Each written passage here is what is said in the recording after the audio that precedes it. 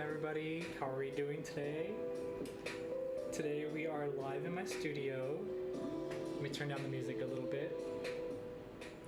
Alright, so today I wanted to go live. I'm thinking about going live more on Tuesdays. I think it's going to be easier for me if I do it that way. I have a lot of editing because of my personal channel and then just also my website and things like that. So we'll have to do a live on Tuesdays because it like takes me like sometimes like 3 days to edit because sometimes I'm editing like 3 to 4 hours of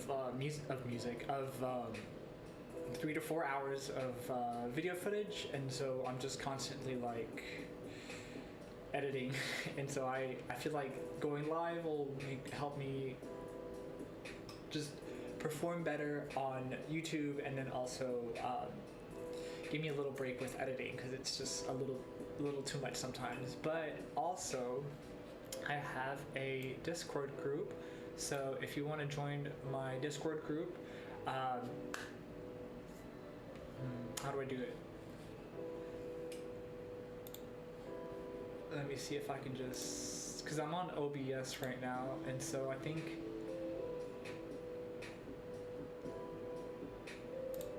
okay, so I think I could just type it in here, and if it doesn't work, let me know and I'll resend the link somehow.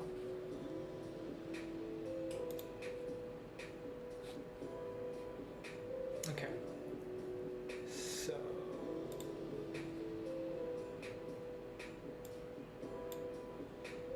there it goes, it works. So you can see the link right there on the screen in the chat if you want to join it. It's a welcoming space for all, first and foremost. That's how I like to have it, and also I share a little bit of like my gameplays on there, and I'll talk a little bit more about like chatting on plants and stuff. I'm trying to personally move away from meta platforms, so our business and I are trying to do that, and it's just not it anymore, you know. So I want to personally do that and focus more on filming and streaming and going live and just interacting more with everybody and posting more of my blogs as well. So if you want to follow me on my website as well, bluelotusgardens.com, it's a website where it is all of our selections that I put on there, and also we do sales on Wednesdays for our Hoyas and my blogs as well. I'm working on also a members only page, which will only be for members, and it's going to be very strict because it's going to be a BTS members page, and I want to make sure that everybody that goes into that page is going to be respectful for one another and won't ghost anyone. So currently it's only going to be by invite link only for the people that I know that are always continuously respectful and always like never have ghosted. So that's just how I want to do it, because like I don't want anybody in the group to feel like they are getting ghosted or they got ghosted from somebody, because I'll definitely take care of that. But apart from that, I think it's a great way to just kind of like focus on the customers also, and then you get a space to also like sell plants on there and or trade, you know. And I'm going to work on slowly opening it up to more areas and things like that, but I want to keep it very strict and a little bit more safe for everybody on there. So definitely share your feedback. I want it to be a personal space for you all, so let me know. There's comments down below to where you could comment, and then also let me know if my audio is okay, because I'm on OBS and this is like a new system that I'm trying to do, so let me know. Let me check it out first. So I have my phone right here, so I could definitely just see it.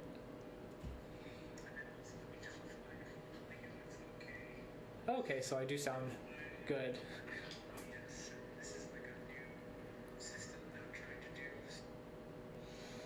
Okay, so today I wanted to share a little bit of like my plant tips, which has helped me with growing my plants. I always tell everybody that whenever I first started growing plants, they all just died.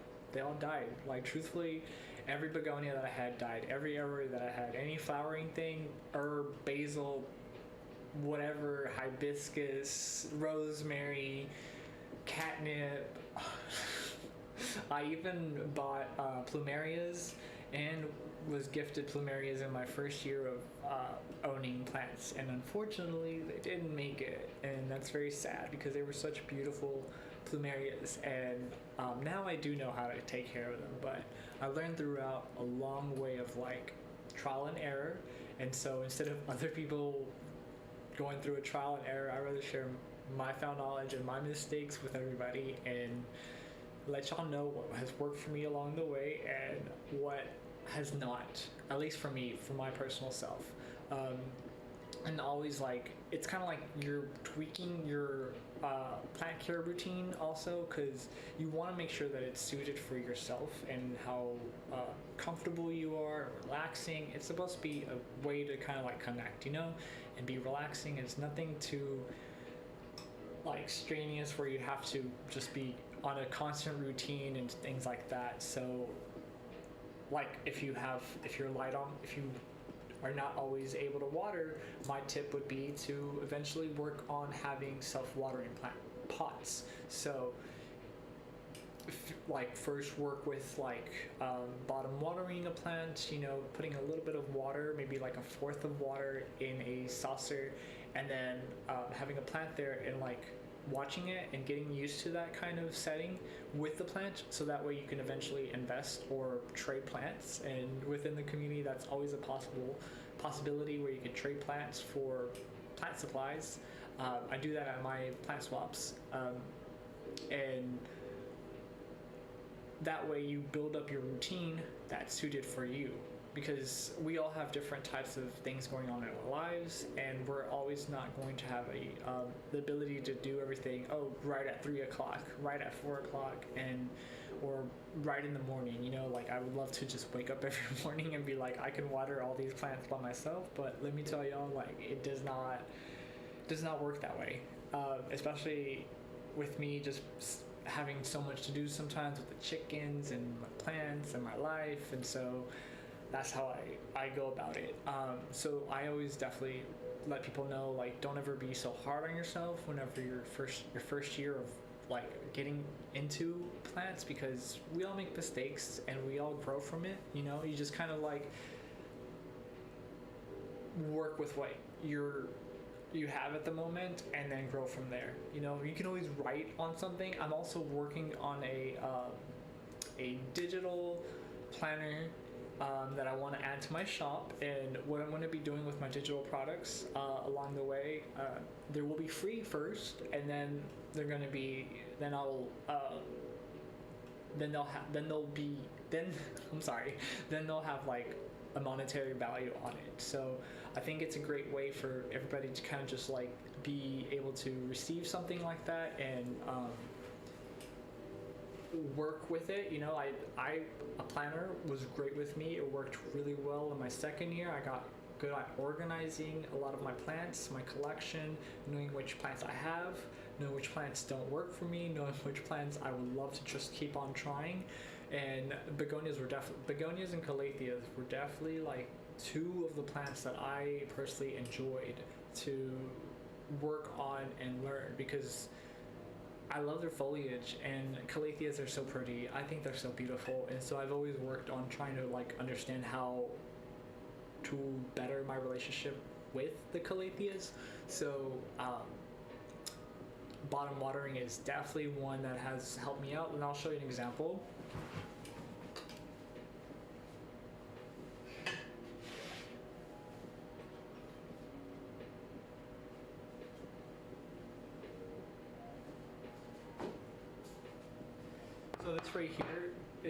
So this right here is a good example of how to like look for something that might work for you. This planter was gifted to me, so thank you so much for who gifted this planter to me. I really appreciate it.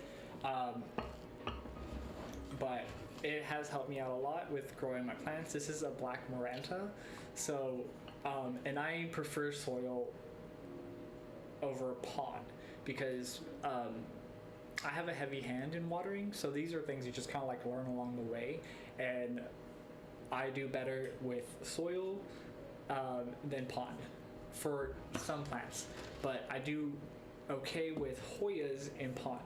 So it's kind of like you just kind of work along the way. You tweak along your plant care routine just a tiny bit along the way, and then you'll eventually see how what to do in order to like better improve your plant care routine.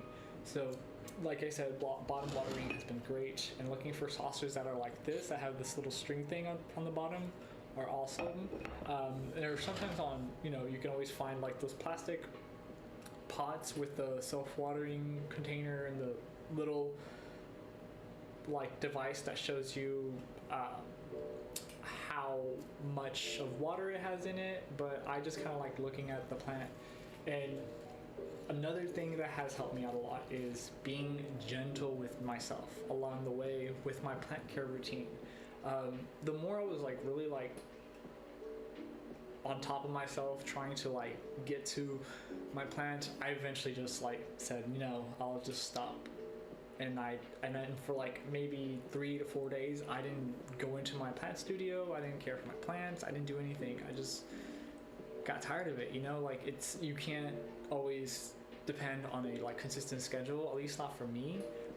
And so I just worked along the way how to improve that. And so being gentle about that process, and maybe some plants might not make it, or you know, if you can catch a plant before it you know, doesn't make it, you could like propagate it and start over. And so that comes to my next step, is in propagating plants. So in propagating plants, I say learn as much as you can on how to propagate plants, and the best way to do so is always a book. So the books that I always recommend, that you always see me like learning from, is Greenhouse Master, and that has like a really good way of going about the months. So if you have like a greenhouse, or you want to set up like a greenhouse routine system along the way.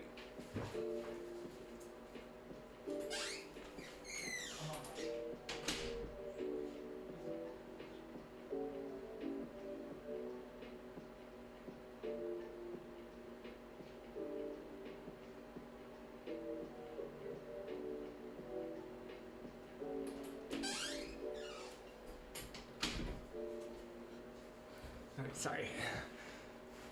So propagating plants, and just like learning how to propagate plants, and if you just kind of go with it by like learning through a book, and then just definitely start off with the pothos, because those are the most like readily available plants, and they're easier to understand how the plant grows, you know. And I would say try to propagate it first through water propagation, see if that works for you, because that's always the easiest step from what I've noticed from everybody, is doing it through water propagation. If you do it through water propagation, you can tell right away if that's not going to work for you. And in most cases, the reason why it doesn't work for people is because, hold on, I think my dog wants to come in.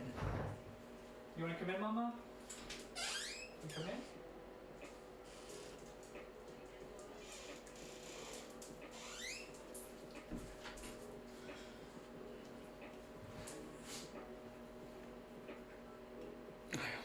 I lost my train of thought. Pothos. Definitely try it out with a pothos, because you'll be able to see how to water propagate it. And whenever I feel like most people don't have a good success with water propagating, is because they don't allow the plant to callus, or they've allowed the plant to callus too much where it's gotten a little dried out.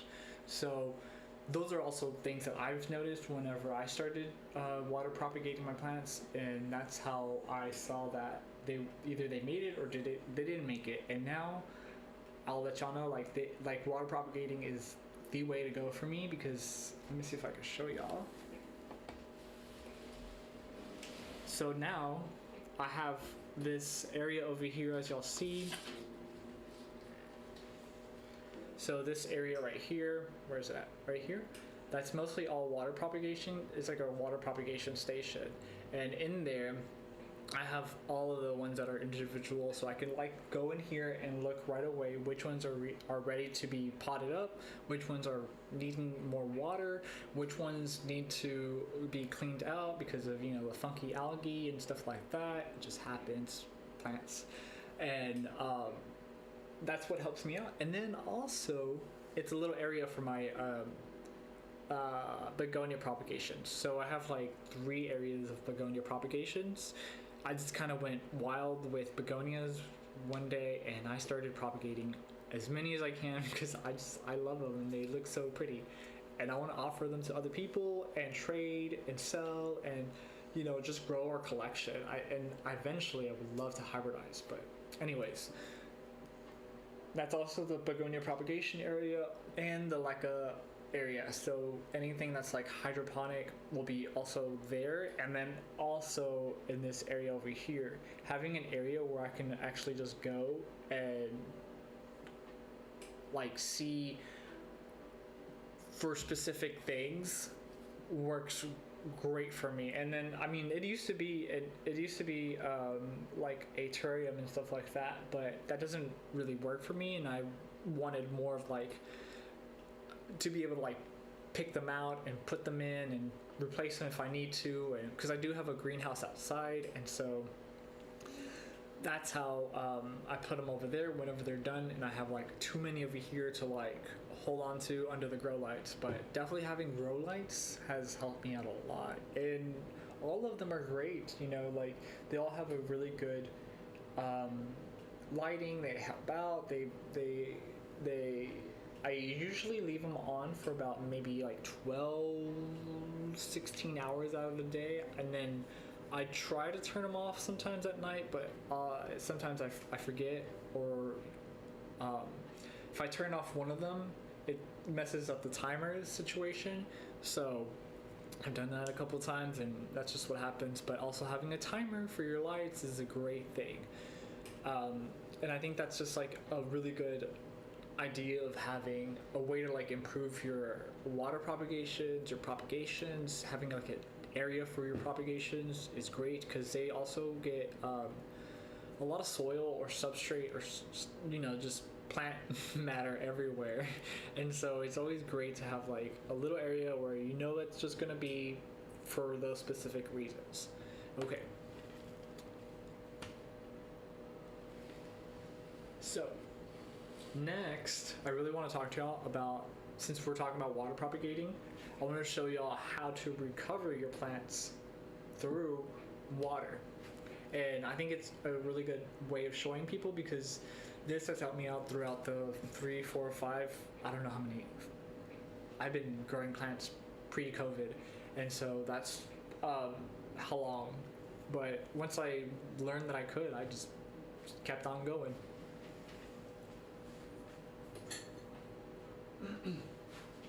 Right, so this is a really good way to recover your plants and ensure that it's working. So instead of like adding so many like extra things to the mix, this is going to be one of the best methods, I believe, in order to recover a plant. But also you'll have like some issues along the way if you don't treat it along the way. And I kind of let them get as bad as I could, so that way I could show you. So sorry if you're a little grossed out by bugs, but if you don't clean out your water source, you will get mealybugs or like on it. So this is just for research purposes, basically, to show y'all through this video. I was gonna make a specific video for this, but I just couldn't. Like, it was too much editing. I just couldn't do it. Yeah, I just couldn't do it. But also, this is a great way of like seeing your roots. So once your old roots have grown new roots, those white things that are sticking out of the old roots, that's when you know like your plant is like getting healthier and showing signs that it's recovering. And so I think that's a good way to like recover your plant. You know, a lot of people do like, so a lot of people do also like another methods, but let me tell you about this one first. You also want to make sure that you properly clean all your roots. I personally left a tiny bit of soil on there just so I could show you all this example of little bugs will eventually crawl onto your roots if you don't treat it right. But you could also add like hydrogen peroxide, like a tiny bit, into the water mix, and then like rinse it out, flush it out, and then put new water in it. That way it doesn't like stay sitting in a like hydrogen peroxide mix, which I think it might be okay, but just to be on the safe side for most people, I wouldn't just leave it like that for a long period of time. This one was outside, so you definitely want to make sure whenever you bring your plants in that you'll eventually like clean them and make sure that they're like not carrying any like pests from outside. So that is something that I did have to do whenever I brought this in. There was like some leaves that I had to chop off because they were I just didn't feel like they were good. And a little cosmetic damage is fine. Like, you know, plants in the wild just kind of don't, you know, look pristine, and that's just not how it is. But this is a great method if you ever want to like work on recovering your plants. You'll see it in there. And then some people like to add a bubbler. They like to add a little bubbler into their water situation thing, and it does help promote more oxygen and airflow and all that. But I try going with less is more. That's how I do it.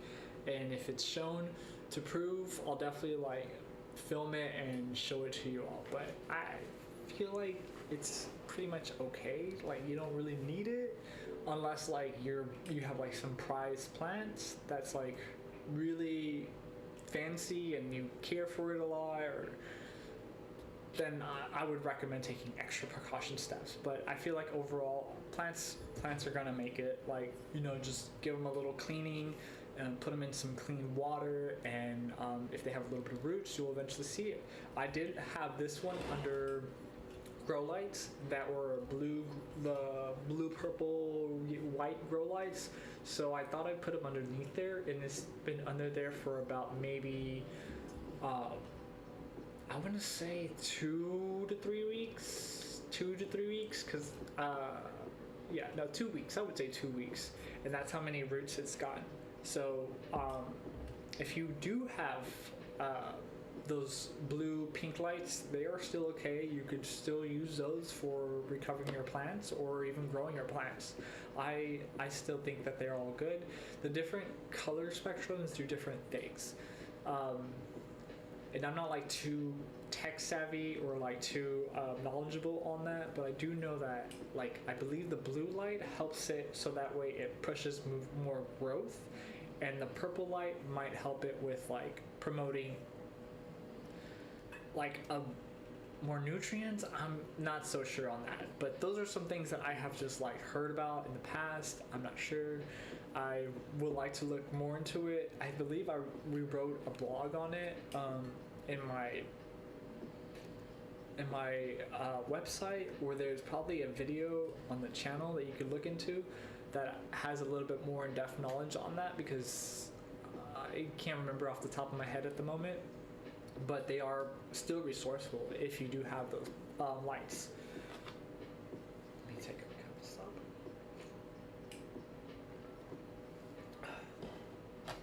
But that is like one way of like working on a plant, and definitely working on it to recover. So.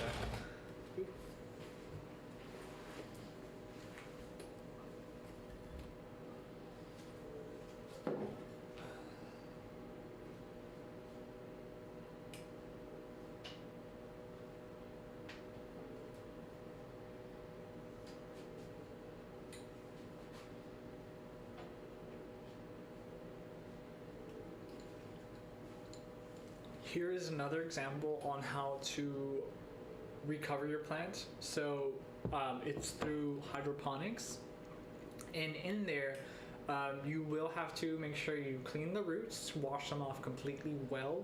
You want to make sure that you sterilize your substrate, so you sterilize the leca. Make sure you clean it well, and then you can put it in a pot and boil it. Definitely do that because you're going to want to not mess with the bugs later on. I unfortunately one time did not sterilize my leca, and I saw bugs. I threw the whole plant away. I was not going to have it. That was just one of the worst pictures worst images that I could think of. Not for me. So, sterilize your substrates. Leca, you just boil it, put it in some hot water, and over the pot, just just boil it out, and then rinse it out. Keep doing that, and then you'll see it's actually sterilized. I believe for 10 minutes, or a little bit less. But once you do that, you can place it into a little jar. I have it in a mason jar. We all have mason jars everywhere, or candles. So what I do is I just melt out the candle, whatever's left of it, use it in whatever else, and then put my plants in it. This is a node. This is how I like to recover some of my nodes. This is a Monstera albo, and as you see, it's really tricky because I don't know how this one's going to grow, but I believe if you see right there in the little middle right here, this is an eye where the new growth will come out. So as you see, the roots have been coming out as slowly, but I've noticed with the other ones that I recovered that they really took on fast when I was placing them in leca. And let me see if I have another example. This one's already transferred over to soil.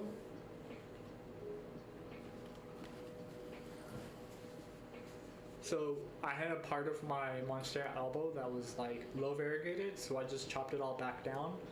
And I'm not too familiar on variegation to explain it to other people, but I kind of go with what I feel intuition.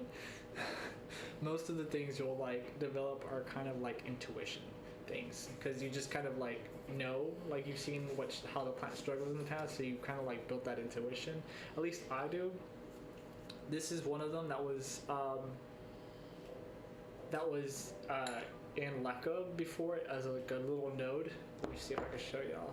You see there? That's how it was. It was just that piece of node. And it was set up like this, just like this, and then eventually the eye opened up and it grew and it made a bigger part of the plant. I was trying to see, you can kind of see the way the variegation looks on the back leaf, but I've kept it on the under grow lights for so long that it actually bleached the foliage, unfortunately, because I told y'all sometimes I'll forget to turn off the lights. We all just, that's just what happens. But I placed it in a leca like this, and I had it, I would say maybe a month in undergrow lights too, and it just slowly started growing and growing and growing until it really had some big roots, some foliage, some leaves on it, and then I placed it in soil, because that's what I feel that works best for me, and I went with that, and now here we are. I had about 2 more. I think they're in the greenhouse or something, but that's how it looks like, and it even has a new growth. The browning on it is because I left it on the lights for a little too long, so that's just what happens whenever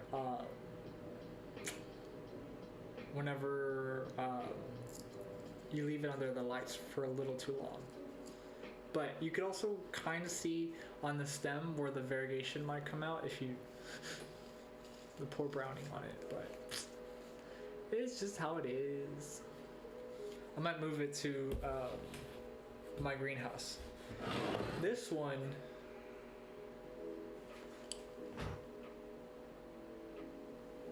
sorry, I had to check out the chickens. This is a Scindapsus jade satin. it has worked wonders for me keeping it in Leica, and that's just how I do it because they're slow growers, so I really don't like. Excuse me. I really don't like them. Hold on.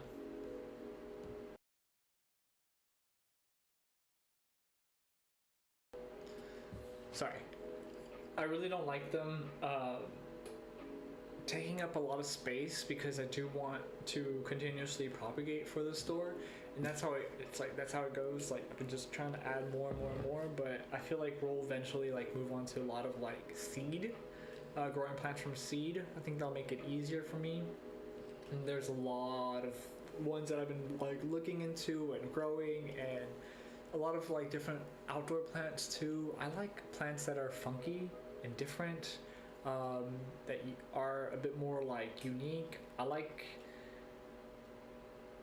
the classics. They're great, but I also like the Cyantium marianum. So if you don't know what that is, it's this plant right here. It looks like a Ripsalis, but it is a Cyantium marianum. If you look it up, the blooms on this particular plant, it also kind of looks like the Hoya retusa, right? And we'll get to that. The blooms on this are like lantern-like leaves, and so they produce very tiny, small, caged flowers with a yellow budding inside.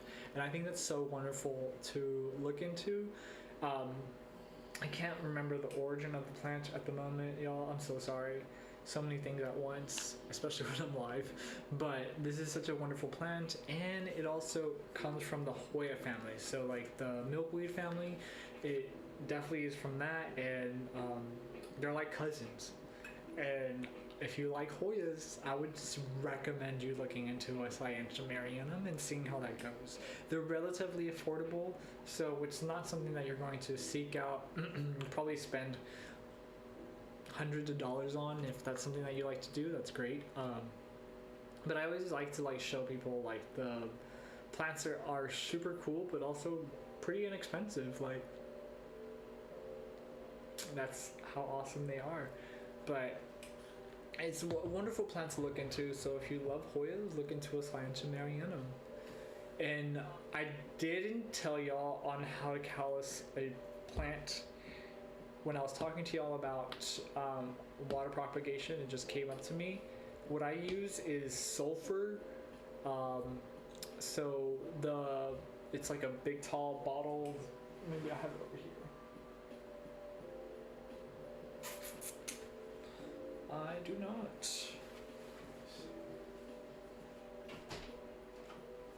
Oh, here it is.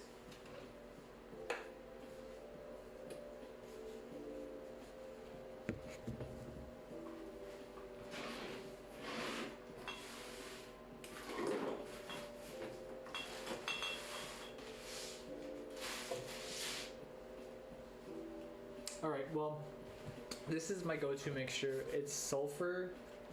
Let me show y'all.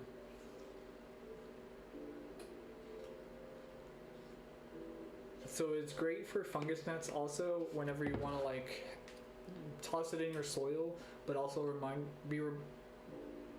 be mindful that it will also attack like good bugs, beneficial bugs. So if you want to have beneficial bugs, don't toss sulfur in your soil. But you can control the callusing on it, because if you tap a plant onto the sulfur, and I usually mix it with a little bit of cinnamon and also plant rooting hormone. So I just mix them all three, and I just tap the plant on there, and then I leave it aside for about 5 to 10 minutes, depending. Sometimes like 8. And then I'll just make sure that it's like hard. The bottom part is hardened off, and then place it into water. And I usually place it into water where there's like a grow light source, because I have big trees, and so sometimes the sunlight won't stay consistent in here, and it'll just block. So those 2 windows will get blocked. So I have grow lights that'll stay on there and help them grow.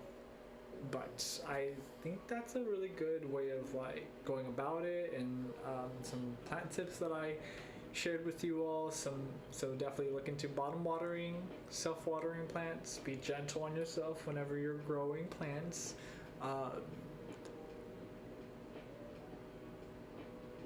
Work with yourself on how to like improve your plant care routine. It's all really like just what works for you and how comfortable and easy going you want to have it. Like recently, I'm learning how to propagate plants through vermiculite. Like, I have a little prop box, and I learned that vermiculite is a little bit better for me. I do sometimes forget to water it in here, but it helps out. You know, like learning what works for you, what doesn't work for you. And sometimes it's better to have them dry out than to rot out. So I learned that vermiculite keeps my plant cuttings a little bit more moist whenever they're in their prop box, and so that's what I've done.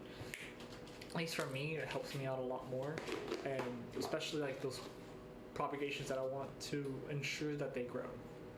So.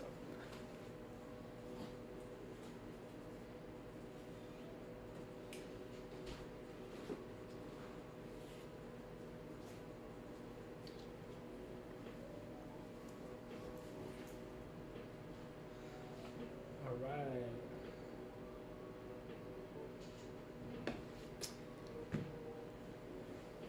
Okay, so next, we're just gonna go outside and hang out with the chickens for a little bit and show y'all some of the new ones that I have. So, or that have been growing. So like, if y'all follow me on TikTok, Blue Lotus Gardens, you'll see, or Blue Lotus Gardens, and also Blue Phoenix. You'll see that I share a little bit of like my a little behind the scenes of like what we're doing, and then on there I was like sharing how I'm rescuing a chick, a little like baby chick that hatched, and unfortunately one of our hens didn't want to take it, and what I had to do was take it and make sure that it received all the nutrients and care that it needed.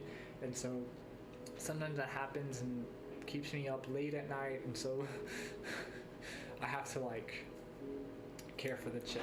But I'm gonna show y'all them for real quick, and I'll be right back.